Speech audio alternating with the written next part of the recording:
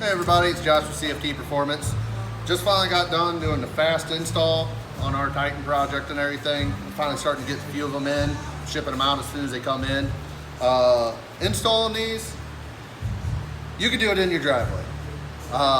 It is challenging. I would definitely suggest 2 people. If you got a lift, definitely get 2 people. This manual is thick, awesome, tons of pictures. Really great thing. I mean, I don't need it anymore, so in the trash it goes. But I'll show you how it all kind of comes together.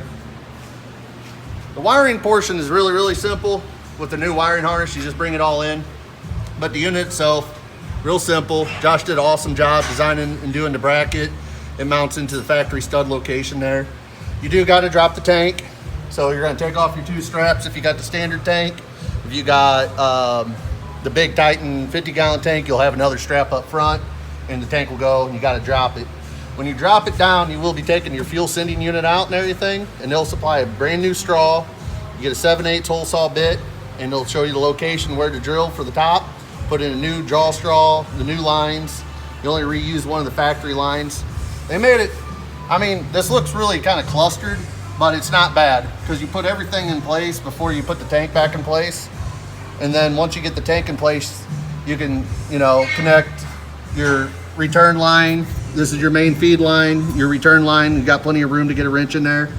I connect, before I put the tank in, you really can't see, but one of the other return fuel lines I connect, and the other line that's down in here I connect before I put the fast unit on. The instructions explain everything. As far as the wiring harness, they supply you with a nice wiring harness.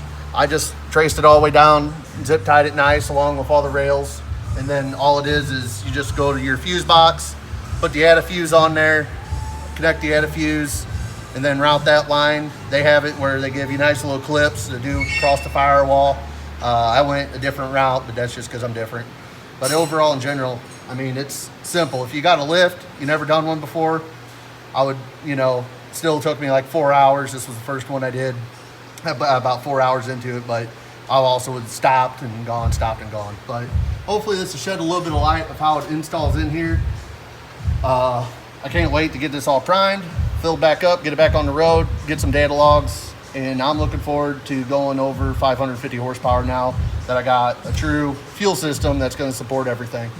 So, got any questions, just email us over at info@cftperformance.com. More than happy to help anybody. So, thank you very much.